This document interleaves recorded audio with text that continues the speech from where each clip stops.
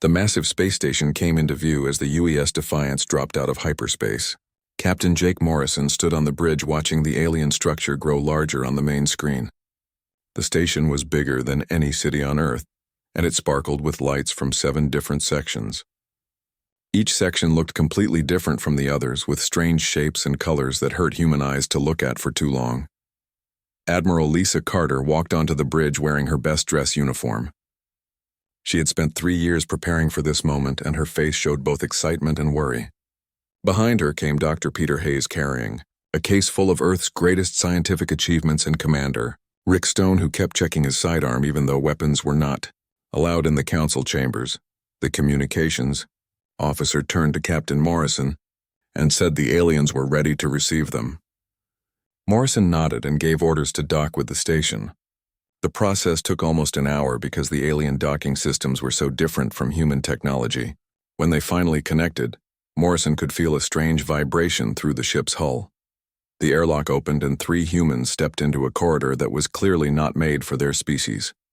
The walls curved in impossible ways and the lighting shifted colors every few seconds. Strange smells filled the air and sounds came from hidden speakers that made their teeth ache. "Commander." Stone stayed close to Admiral Carter while Dr. Hayes tried to record everything with his scanner. They walked for what felt like miles through corridors filled with aliens of species they had never seen before. Some floated through the air on wings that looked like metal. Others crawled along the walls with too many legs to count. A few glowed with their own light and seemed to be made of pure energy. All of them stopped to stare at the humans as they passed. The council chambers were enormous, with a ceiling so high it disappeared into darkness. 7 massive sections surrounded a small platform in the center, where the humans were supposed to stand. Each section was designed for a different alien species and looked like nothing from Earth. The first section belonged to the Zephyrians, and it was made entirely of crystal that sang with musical tones. Tall beings that looked like living glass stood in perfect formations, while light danced through their transparent bodies. The second section housed the Krillian Empire, and it looked like a military fortress with dark metal walls covered in weapons. 4-armed creatures in black armor stood at attention with their mandibles clicking in rhythm. The ethereal collective occupied the third section, which seemed to be made of pure light and energy. Glowing forms that had no solid shape floated in patterns that made human eyes water. The fourth section belonged to the Nexari Trade Federation, and it was covered in screens showing numbers and charts that changed constantly. Insect-like beings with compound eyes watched the data while their antennae twitched. The Vorthon Republic had built an aquatic section filled with blue-green water. Creatures that looked like a cross between dolphins and octopuses swam in complex patterns while breathing apparatus allowed them to speak in the air. The 6th section was the strangest of all because it belonged to the Quen dynasty and it kept changing shape. The aliens inside could become anything they wanted, and they shifted forms constantly to show off their abilities. The final section belonged to the Archon, Hegemony, and it was completely black, except for 12 figures sitting on thrones. That seemed to be made of solid shadow. These were the most ancient beings in the galaxy, and they rarely spoke to anyone. Their presence made the air itself feel heavy and cold. Admiral Carter stepped onto the central platform and began her presentation. She spoke about humanity's rapid rise from a single world to 12 colonies in less than 200 years. She described their technological achievements and their diverse cultures. She talked about the art and music and literature that humans had created.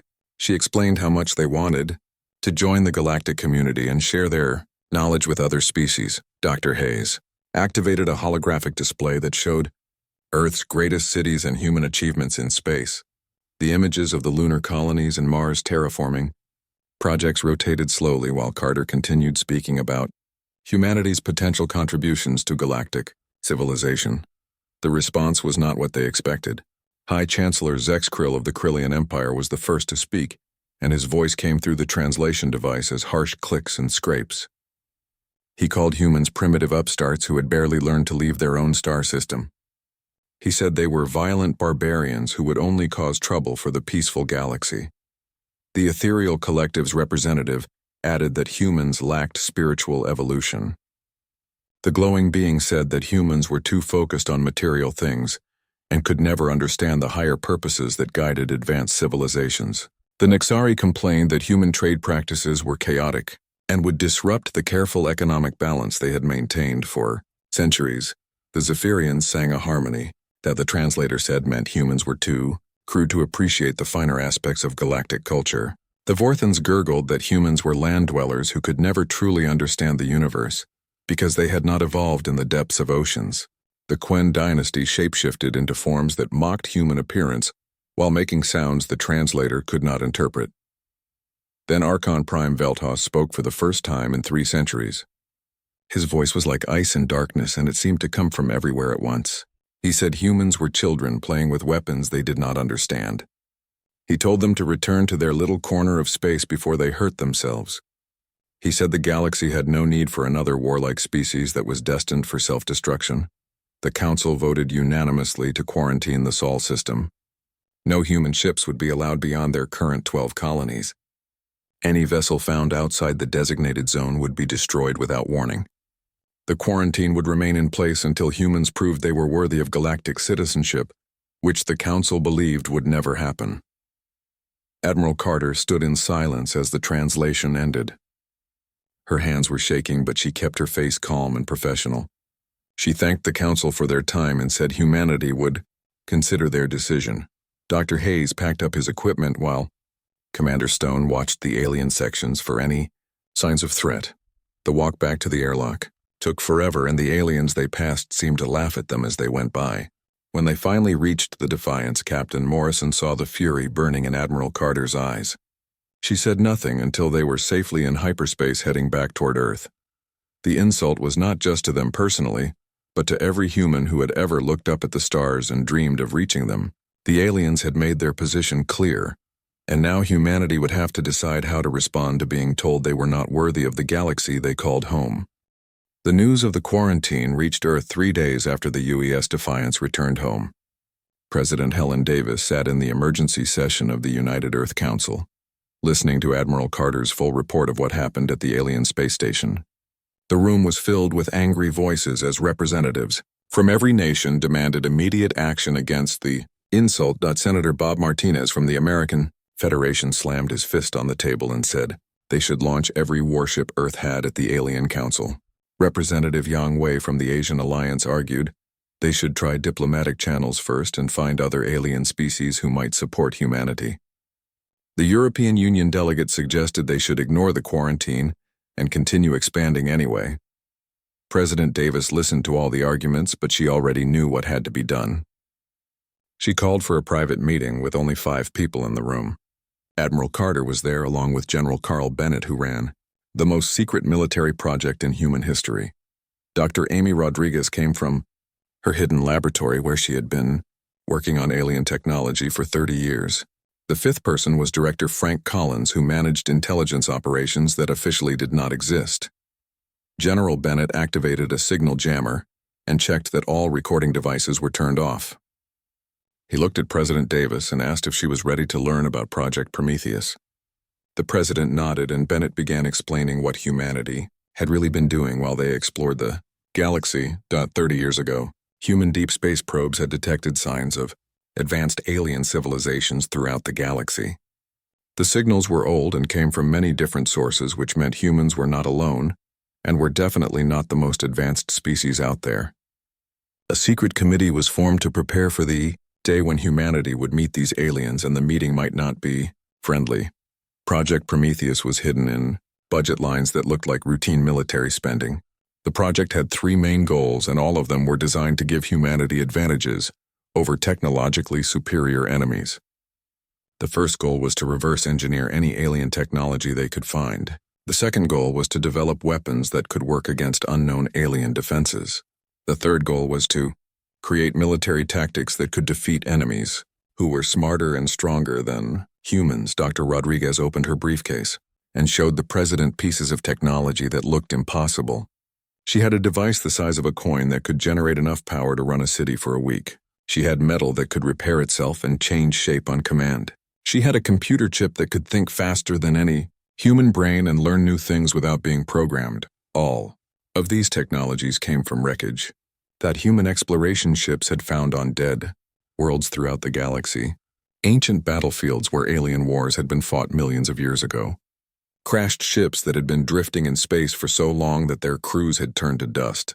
Research stations that had been abandoned when their creators moved to other parts of the galaxy. The aliens who built these devices were long gone, but their technology remained.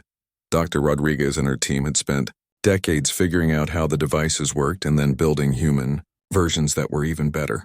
They had learned to make quantum weapons that could phase through any known type of shield. They had developed artificial intelligence, systems that could adapt to new situations faster than any living mind.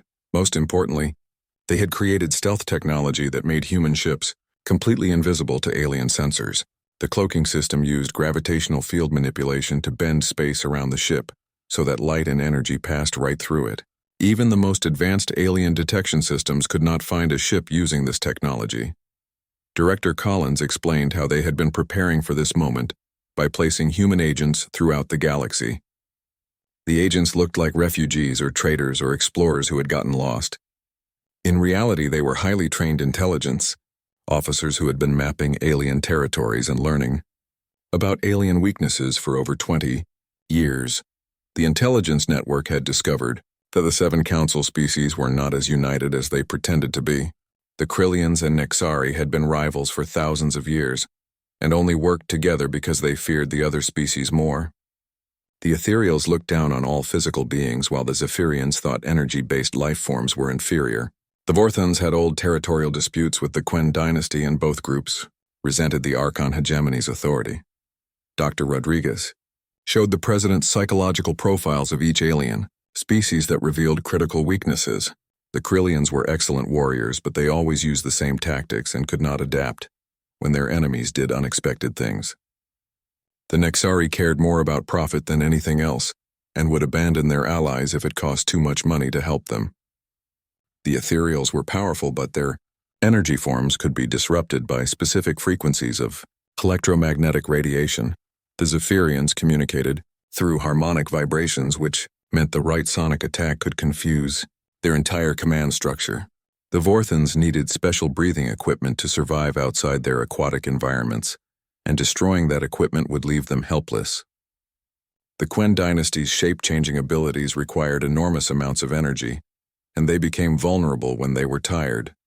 Even the mighty Archon hegemony had weaknesses that human intelligence had discovered. They were so ancient and powerful that they had become lazy and overconfident. They relied on their reputation to control other species, rather than actually fighting battles themselves. They had not updated their military technology in thousands of years, because no one had ever challenged them successfully. General Bennett explained that the Ghost fleet was already built and waiting for orders. 50 stealth ships equipped with quantum weapons and AI systems that could learn alien tactics in real time. Each ship was crewed by volunteers who had trained for this mission their entire lives. Captain Morrison had been selected to command the lead squadron because of his experience with alien technology. The president listened to everything, and then asked the most important question. Could humanity actually win a war against species that had ruled the galaxy for thousands of years? General Bennett smiled and said that was the wrong question. The right question was whether the aliens could win a war against an enemy they did not understand and could not see coming. Dr. Rodriguez added that humans had one advantage the aliens could never match. They had evolved on a world where survival meant constant adaptation to changing conditions. Every other species in the galaxy had developed on stable worlds where things stayed the same for millions of years. This meant humans were better at learning new things and finding creative solutions to impossible problems. President Davis made her decision. She authorized Operation Retribution and gave General Bennett permission to begin military operations against the Galactic Council. The war would begin with reconnaissance missions to map alien defenses and identify the best targets for attack. When humanity was ready, they would show the aliens what happened when they insulted the wrong species. The civilian transport ship New Hope was carrying 3,000 human colonists to the agricultural world of New Eden when the Nexari patrol ships appeared on their sensors. Captain Danny Walsh tried to contact the alien vessels but received only silence until a harsh voice spoke through the communication system in broken human language. The Nexari commander announced that the New Hope had violated Council airspace by crossing into a restricted zone. Captain Walsh checked his navigation computer 3 times and confirmed they were still inside the quarantine boundary that the Council had established. The violation was only 0.03 of a degree, which was smaller than the margin of error in most navigation systems. Captain Walsh tried to explain this to the Nexari, but the alien commander said the violation was intentional and proved that humans could not be trusted to follow council laws. The New Hope was ordered to prepare for destruction, as an example to other human ships that might think about breaking the quarantine. The colonists had less than 5 minutes to send final messages to their families on Earth before the Nexari ships opened fire. 3,000 people died, including children who had been born during the long journey to New Eden. Among the dead were Dr. Amy Rodriguez's daughter Lisa and her 5-year-old grandson Tommy, who had been looking forward to seeing his new home world. The news of the massacre reached Earth within hours, and President Davis knew that the time for secret preparations was over. She called General Bennett and gave him authorization to begin Operation Retribution immediately. The aliens had just made the mistake that would cost them everything they had built over thousands of years. Admiral Jack Turner commanded the Ghost Fleet from his flagship, the UES Vengeance, which was invisible to every sensor the aliens possessed. 12 stealth ships moved through Nexari space like deadly shadows while the alien patrols continued, their normal routines completely unaware of the human presence.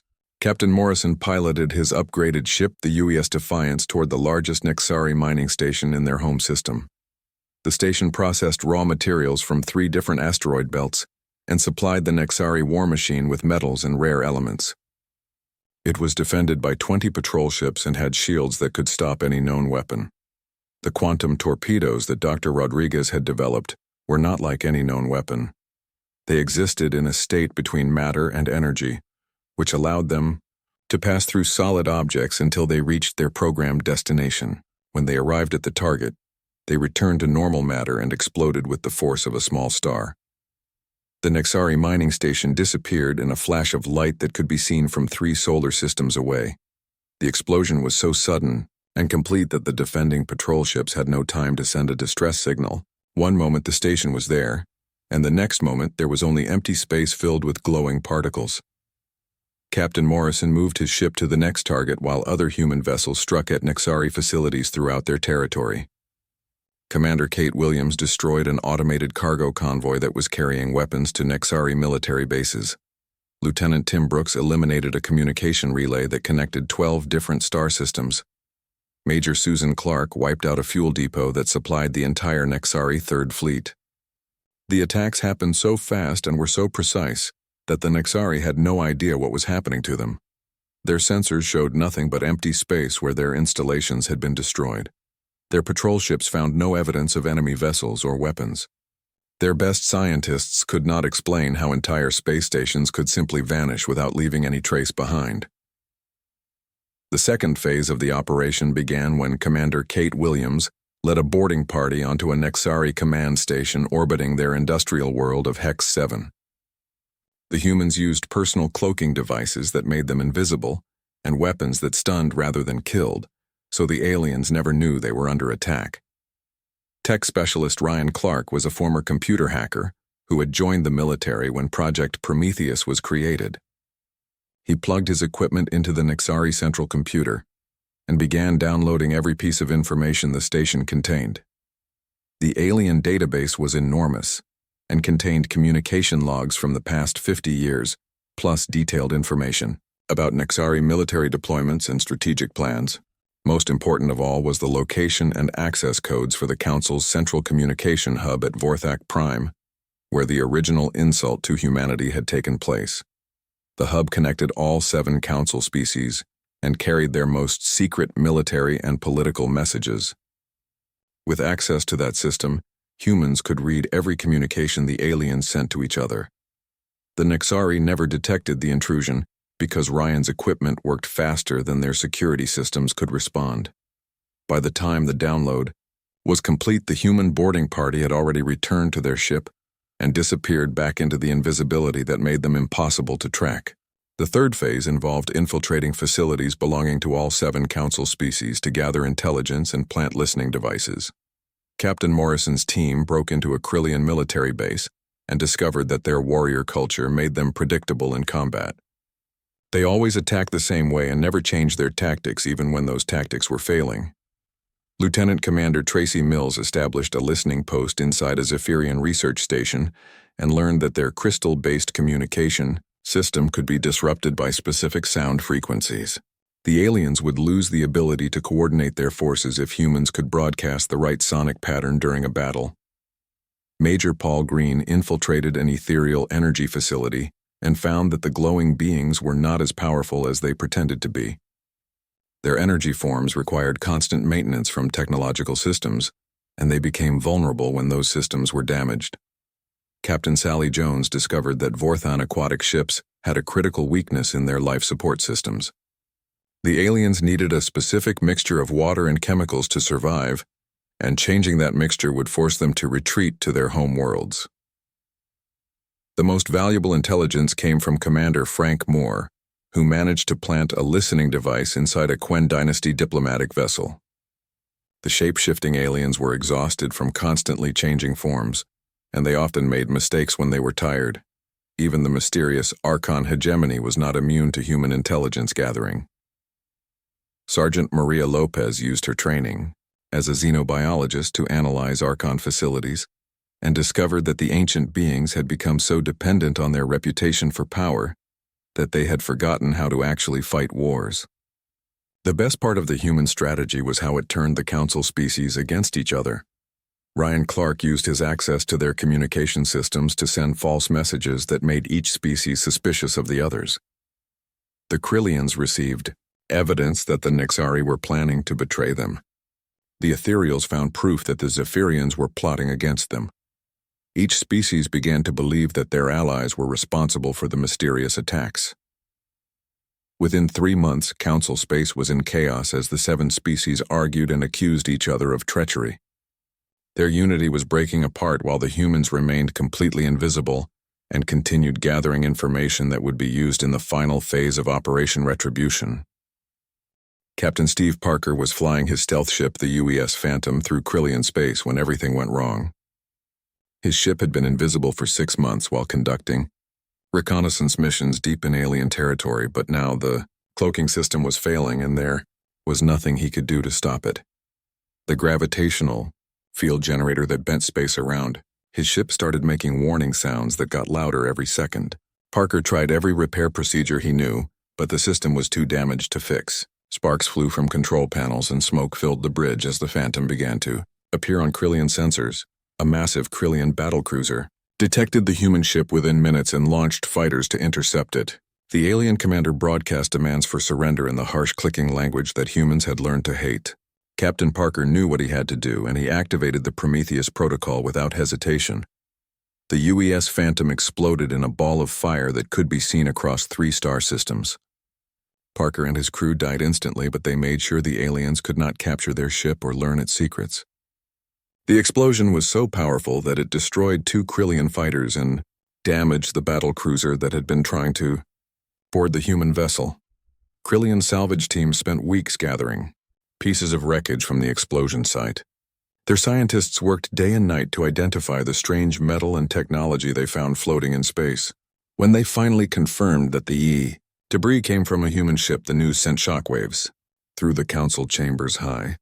Chancellor Zex Krill addressed an emergency session of the council with his forearms waving in rage. He showed holographic images of the wreckage and explained that humans had been operating invisible ships throughout council space for months. The primitive barbarians had been striking at them like cowards who were afraid to fight an open battle. The other council species reacted with fear and anger when they learned that human ships had been moving through their territories without detection. The Ethereals glowed brighter with fury, while the Nixari calculated how much money they had lost to human attacks. The Zephyrians sang harmonies of war, and the Vorthons released chemical signals that meant they were ready to kill. Archon Prime Veltos spoke from his throne of shadow, and his voice made the air itself feel cold. He said the humans had committed the ultimate crime by challenging the established order that had maintained galactic peace for 10,000 years. The Council unanimously authorized Purge Protocol 7, which was reserved for species that threatened the existence of galactic civilization. Within hours, massive fleets began moving toward human space from 7 different directions. The Krillian war machine activated battle groups that had been sleeping in mothballs for centuries. Nexari merchant vessels were converted into troop transports loaded with automated war machines. Ethereal energy beings powered up weapon systems that could destroy entire planets. The Zephyrians tuned their harmonic weapons to frequencies that would shatter human bones and organs. Fourth and aquatic ships launched from underwater cities carrying biological weapons designed to poison human worlds. Dynasty vessels filled with shape-shifting infiltrators headed for human colonies to spread chaos from within. Most terrifying of all were the Archon hegemony dreadnoughts that emerged from hidden bases in dark space.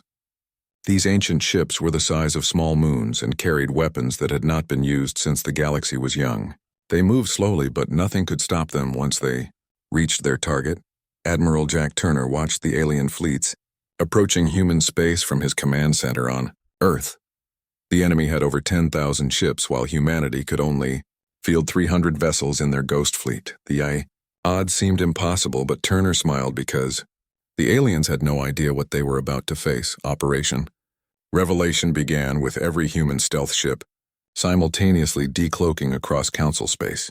200 vessels appeared where the aliens believed there was only empty vacuum. The sight of so many human ships deep in their territory sent panic through alien command centers that had thought they were safe. Captain Morrison commanded the heavy assault ship, OES Retribution, as it materialized above the Nexari homeworld. His quantum weapons charged with enough power to crack the planet's crust, while his AI systems analyzed every defensive measure the aliens could deploy. The battle lasted less than an hour because Nexari shields were useless against weapons that could phase through solid matter. Commander Linda Cox led ground forces equipped with powered armor and gravitic weapons against the Zephyrian crystal cities. The aliens tried to use their harmonic attacks, but human soldiers had been trained to fight while wearing sound-dampening equipment. Cox's troops turned the Zephyrians' own frequencies against them and watched the crystal beings shatter like glass. Captain Bill Murphy commanded the psychological warfare specialists who had developed weapons that could disrupt ethereal energy patterns. For the first time in their existence, the immortal energy beings experienced fear as their consciousness began to fade. They fled to the deepest parts of space where they tried to hide from the humans who could kill what could not die. The Vorth and aquatic fleets found that their biological weapons were useless against humans who had evolved immunity to diseases during millions of years on a death world. Major Janet Hill's medical corps had developed counter-agents for every toxin the aliens possessed, and they turned the biological attacks back on their creators. The Quen dynasty shapeshifters discovered that their infiltration tactics failed against human paranoia and security measures. Sergeant Mike Davis had trained his security teams to identify shapeshifters through behavioral analysis and biometric scanning. The alien spies were captured before they could cause any damage to human facilities. Even the mighty Krillian Empire found that their traditional military tactics were useless against human adaptive warfare. General Tony Brown studied every battle the aliens had ever fought and developed countermeasures for all of their standard procedures. When the Krillians attacked, they found human forces that anticipated every move and responded with tactics the aliens had never seen before. The turning point came at the Battle of Vorthak Prime, where the combined council fleet of 10,000 ships met Admiral Turner's ghost fleet. The humans used their superior mobility to avoid direct confrontation while striking at command vessels that coordinated alien battle groups. They exploited the technological differences between council species and caused their weapons to interfere with each other.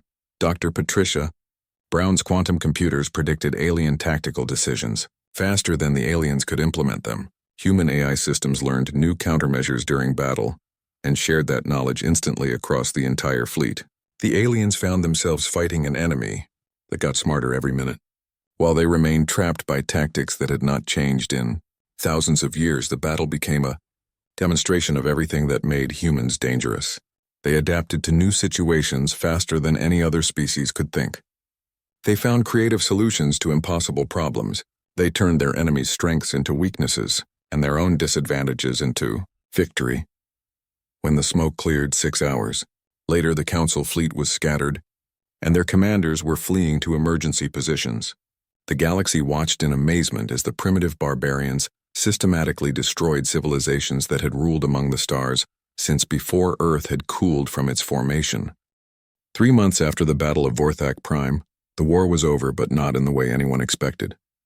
The 7 Council species faced complete military collapse with their fleets destroyed, and their homeworlds defenseless against human attack. High Chancellor Zex Krill sent desperate messages offering total surrender while the Nexari tried to buy their way out of destruction with promises of unlimited wealth. President Helen Davis received all the surrender offers in her office on Earth, but she had already made a decision that would shock the entire galaxy. Instead of demanding tribute or territory from the defeated aliens, she called for a peace conference to establish something that had never existed before in galactic history. The conference was held at a neutral space station that humans built specifically for the occasion. Admiral Lisa Carter walked into the same type of chamber where she had been insulted months earlier, but now she wore the uniform of the Supreme Military Commander, and every alien representative stood when she entered the room. The Krillian delegation kept their heads down in shame as Admiral Carter began speaking. The Nexari counted the cost of their losses while the Ethereals dimmed their glow to show respect for human authority. Even the mighty Archon Prime Veltos listened without interruption. As Carter explained what humanity wanted from their victory, Admiral Carter said that humans had not fought the war for conquest or revenge, even though they had every right to both. They had fought because every species in the galaxy deserved the right to reach for the stars without asking permission from those who happened to arrive first. The old council system where ancient species ruled over younger ones was finished forever. She announced the creation of the Galactic Federation, where every species would have an equal voice regardless of their age or technology level. There would be no more quarantines or restrictions on exploration. No more discrimination against species that were different or new. The galaxy belonged to everyone who lived in it, and everyone would have a chance to contribute to its future. The former council species struggled to accept this new reality because it went against everything they had believed for thousands of years. The Krillians asked how military decisions would be made without a clear chain of command. The Nexari wanted to know who would regulate trade between species with different economic systems. Admiral Carter explained that the Federation would operate on principles that humans had learned during their own development: democracy instead of dictatorship, cooperation instead of domination, free exchange of ideas instead of hoarding knowledge, the same values that had allowed humanity to rise from a single world to 12 colonies in 200 years.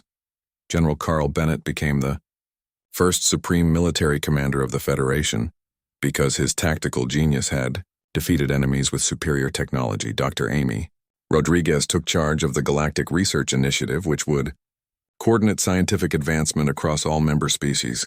Captain Morrison received promotion to Admiral and command of the Federation's First Fleet. The transformation was not easy for species that had ruled the galaxy since before humans evolved from primitive ancestors. The Ethereals found it difficult to accept physical beings as equals, while the Zephyrians struggled with the concept that harmony could include discordant voices. The Vorthans had to learn that dry land species could understand the universe just as well as aquatic ones. The Nexari adapted fastest because they understood that free trade generated more profit than monopolistic control. Within 6 months, they were working with human economists to develop new trading systems that benefited all species instead of just the wealthy ones. Their insectoid minds found the mathematical elegance of cooperative economics more beautiful than their old exploitative methods. The Krillians took longer to adjust because their warrior culture emphasized hierarchy and obedience to superior officers. General Bennett worked personally with their military leaders to show them that tactical flexibility was more important than rigid command structures. He taught them that the best soldiers were those who could think for themselves when situations changed. The Quen dynasty found the new system easiest to accept because their shape-shifting abilities had always made them natural diplomats. They became the Federation's primary ambassadors and mediators when conflicts arose between member species. Their ability to literally see through other beings' eyes made them perfect for resolving disputes. The Vortans contributed their advanced technology for terraforming worlds and creating habitable environments for different species. They worked with human engineers to build space stations where air breathers and water breathers could live and work together. Their chemical expertise helped develop new medicines that worked across species boundaries. The Zephyrians shared their knowledge of harmonic sciences, which led to breakthroughs in communication, technology, and energy production. Human scientists learned to create music that could be appreciated by crystalline beings, while the Zephyrians discovered that mathematical equations could be as beautiful as their traditional songs. Even the ethereal collective eventually contributed their understanding of energy manipulation and consciousness transfer. They worked with Dr. Rodriguez to develop medical techniques that could heal injuries that would normally be fatal. Their energy-based nature gave them insights into quantum physics that revolutionized human understanding of the universe. The most difficult challenge was convincing the Archon hegemony to join the Federation. Archon Prime Veltos initially refused to participate because he could not accept that species less than 1 million years old could have anything to teach his ancient people. He issued a final challenge to humanity's right to leadership. Admiral Carter met with Veltos in private and showed him detailed reports of what the Federation had accomplished in just 2 years. Poverty had been eliminated on hundreds of worlds through cooperative resource sharing. Scientific breakthroughs were happening daily as species shared knowledge freely instead of hoarding it. New technologies were being developed that surpassed anything the old Council had ever created. Most importantly, she showed him that the Federation had achieved something the Archon hegemony had failed to accomplish in 10,000 years of rule. True unity between species that were completely different from each other, not the fearful obedience that the Council had enforced, but genuine cooperation based on mutual respect and shared goals. Veltos joined the Federation when he realized that humanity had succeeded where his people had failed. The ancient Archons became the Federation's historians and philosophers, while their vast knowledge of galactic history helped prevent the mistakes that had caused wars in the past. 5 years after the insult that started the war, Admiral Morrison stood on the bridge of the UES New Horizons as it prepared to leave the galaxy for the first transgalactic exploration mission.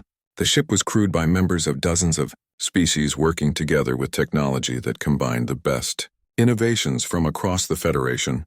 Morrison looked at the stars ahead and remembered Admiral Carter's words from the peace conference. The galaxy had once seen humans as children playing with weapons they did not understand. They were wrong about the weapons, but right about one thing. Humans had been children when they first reached for the stars. Now they had grown up and they were taking their new family with them to see what lay beyond the edge of known space. The insult that was meant to keep humanity small had become the catalyst for the greatest expansion in galactic history.